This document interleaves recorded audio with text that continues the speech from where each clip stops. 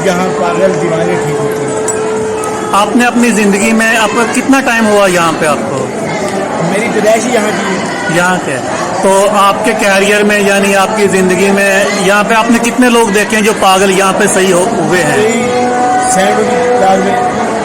अपने आप से टूट जाते हैं, संगली अपने खुद खुल जाती है। तो आपके बतौर आपने क्या है कि मुझे सरकार ने मदीना शरीफ बिल्कुल बिल्कुल मक्का शरीफ से मुझे बुलाया है। बिल्कुल ऐसा ही है, ऐसे ही ऐसे ही। फिर साहिब मिज़ार की यही रूहानियत है कि वो हर आदमी को, हर शख्स को खुद मिलते हैं। मैं वही चीज़ तो देखने के लिए आया हूँ।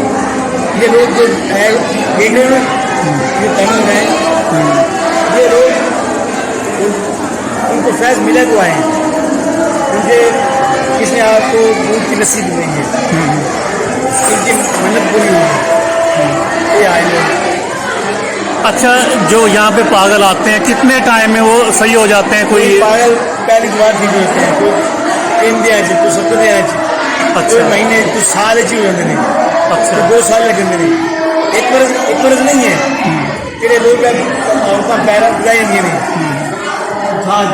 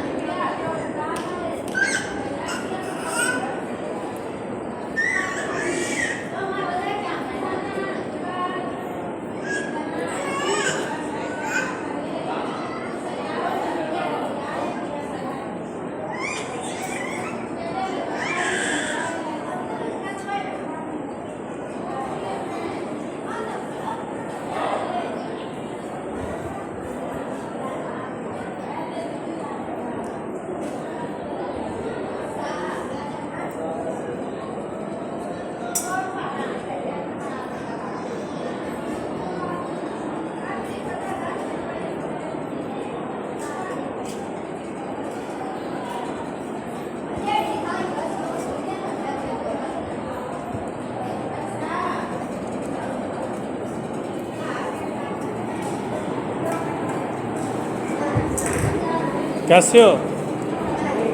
कितने टाइम से हो आप यहाँ पे?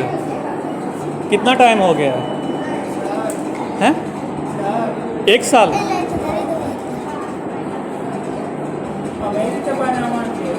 हाँ? तुम्हारे साथ कौन है? आप इनके साथ हैं? 1 साल हो गया इसे? तो सही नहीं हुआ अभी ये। तो इधर बंदा रहता है या लेके आते हैं आप लोग इसे? फिर ले जाएंगे साथ में? अच्छा अच्छा, रहता इधर ही है ये? तो खाता किधर से है फिर?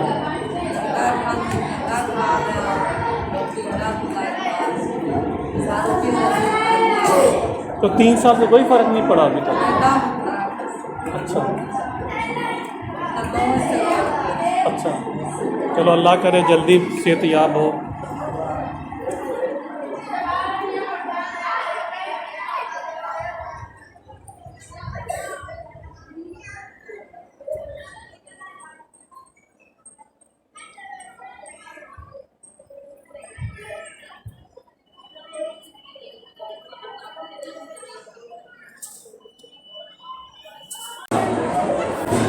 अभी मैं आपको बताता हूँ बाबा हाजी शेख, इनकी हिस्ट्री। ये एक्चुअली मैं जो वील होगा है ना, ये 3 हिस्सों में होगा। पहला हिस्सा इसका ये होगा कि मैं इनकी मुकम्मल आपको हिस्ट्री बताता हूँ। इसका दूसरा हिस्सा ये होगा कि यहाँ पर जो ज़ियारत हैं वो बताता हूँ। और इसका तीसरा हिस्सा ये है कि जो मुझे डाउट है, जो मैंने फील किया है, जो मैंने सर्च किया है, वो मैंने अपने डाउट आपके सामने रखूँगा कि मुझे डाउट किया किस किस चीज़ का है। तो सबसे पहले मैं इनकी हिस्ट्री बताता हूँ। जो इनकी हिस्ट्री मिलती है यहाँ पर, जो इस टाइम नेट पर अवेलेबल है, इनकी दीवान साहब की या हाजी शेख मोहम्मद की हिस्ट्री रहमतुल्लाह अलैह, इनकी जो हिस्ट्री है वो ये है कि ये तीसरे खलीफा हज़रत उस्मान ग़नी के दौर में पैदा हुए थे और इन्होंने हज़रत इमाम हसन अलैहिस्सलाम के हाथ पर बैत की थी। और उसके बाद इमाम हसन ने ही इनको बोला था कि आप ख्वाजा हज़रत अवैस करनी रज़ी अल्लाह तआला अन्हु के पास चले जाएं और उनसे फैज़ हासिल करें।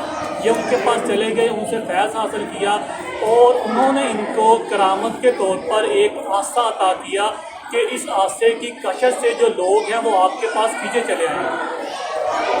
उसके बाद इनके मुताबिक, हिस्ट्री के मुताबिक, जो अनऑथेंटिक हिस्ट्री है उसके मुताबिक कि ये जो इलाका था ये हज़रत उमर के दौर में फतह हो गया था और ये फिर यहाँ पर तशरीफ़ ले आए। और कहा जाता है कि ये जो है अपने दस्ते के सिपा सलार थे या जर्नैल थे।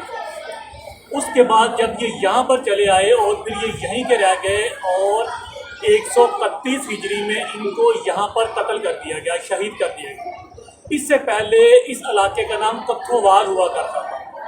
फिर इनकी वजह से, इनकी बरक़ात की वजह से कत्थोवाल को दीवान साहब या चार्ली शरीफ या हाजी शेख कहा जाता है। ये इनकी हिस्ट्री है। और इसके बाद दूसरा जो यहाँ पर जो मैंने चीज़ें सर्च की हैं वो ये है कि जो आसा है वो ज़मीन पर गड़ा हुआ है, जिसके बारे में रवायात मिलती हैं कि ये हज़रत अवैस करनी ने इनको दिया था।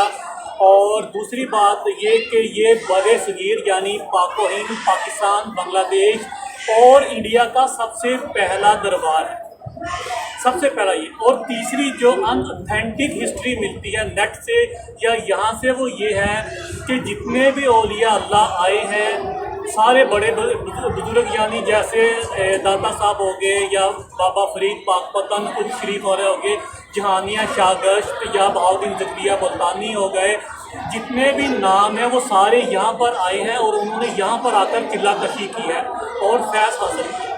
तीसरी बात, जो सिख मज़हब के बानी हैं बाबा गुरु नानक, उन्होंने भी यहाँ पर आकर किला किया। तो ये वो हिस्ट्री है जो मुझे नेट से या मुझे जो भी अवेलेबल मवाद था वहाँ से मैंने ये लिया है। सबसे जो मुझे, अब मैं उस चीज़ की तरफ आता हूँ जो मुझे डाउट है, मुझे क्लियर है कि अगर ये बड़े सगीर का सबसे पहला दरबार है तो किसी भी हिस्टोरिकल बुक में मुझे इसके बारे में कोई भी मवाद नहीं मिला। किसी भी जो ऑथेंटिक हिस्टोरिकल बुक्स है वहाँ पे मुझे नहीं मिला। जितना भी मुझे मवाद मिला है वो अनऑथेंटिक बुक्स में ही मिला है, या ज़ुबान दर ज़ुबान, यानी जो आप मारूफ कहते हैं, यानी जो लोगों में बात मशहूर है वो मुझे मिला। और इनकी एक और करामत ये है कि ये बाबा हाजी शेर रहमतुल्लाह अलैह जो थे ये शेर पर सवारी करते थे, इसी वजह से इनको शेर इनका लक़ब बना। वैसे इनका असल नाम मोहम्मद था और हाजी इनको इसलिए कहा जाने लगा कि इन्होंने ज़िंदगी में एक दफ़ा हज भी किया। ये इनकी हिस्ट्री है।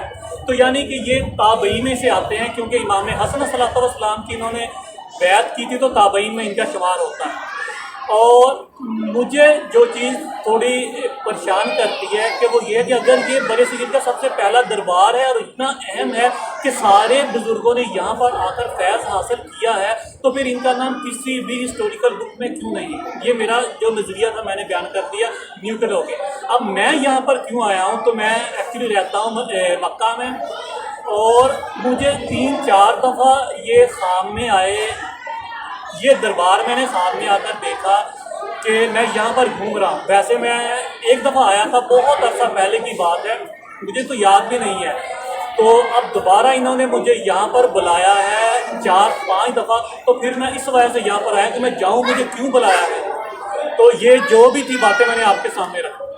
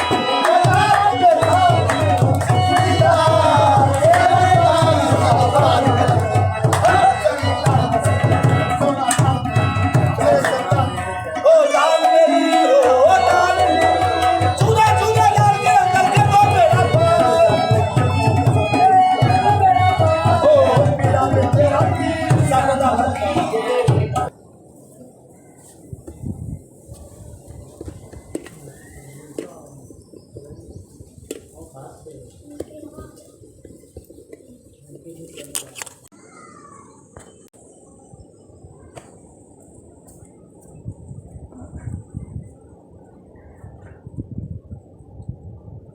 ये वाला वो कुआं है जिसके बारे में आता है कि इस कुएं में बाबा जी ने कुछ अरसा या 12 साल या 18 साल यहाँ पर इबादत की थी इस कुएं के अंदर। अभी पक्का बना दिया है, पहले ज़मानों में कच्चा होता होगा। और यहाँ पे देखें ये धागे बांधे हुए हैं। जो लोग ज़ियारत के लिए मन्नत के लिए आते हैं वो यहाँ पर अपनी जो है हाजात के लिए वो यहाँ पर धागे बांधते हैं। अब इसमें कितने सच है कितना हकीकत है ये तो अल्लाह ही जानता है।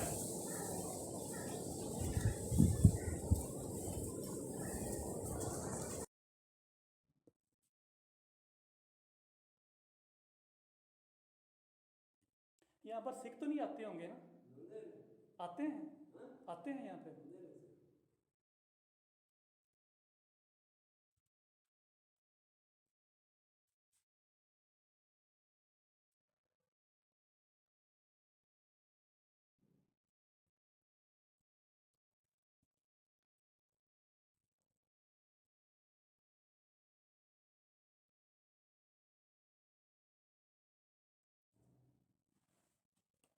चलें जी, बहुत शुक्रिया, थैंक यू सो मच।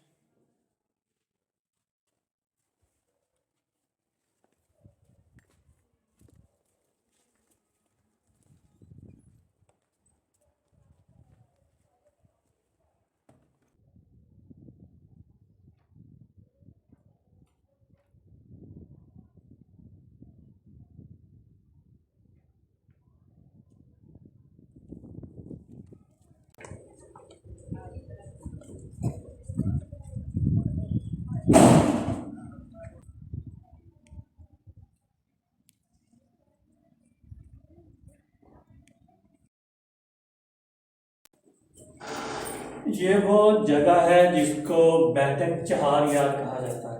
चहार-यार मतलब कि यहाँ पर चारों खलीफा ने, जैसे कि पीछे नाम लिखे हुए हैं, हज़रत अबू बकर, हज़रत उमर, हज़रत उस्मान और जनाब अली मुर्तज़ा।